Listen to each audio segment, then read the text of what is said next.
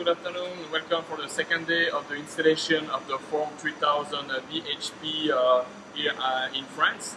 So on the second day, we just fill the tank, connect the air, the supply of the machine. So it was a bit complicated because here they don't have a 400 voltage, so we get to find a transformer.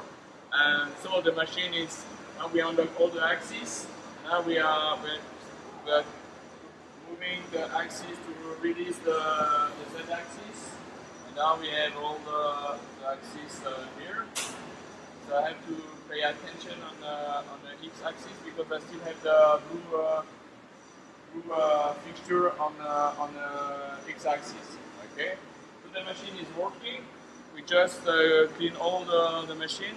We remove all the fingerprint we let on this nice machine. It's a huge and very nice machine.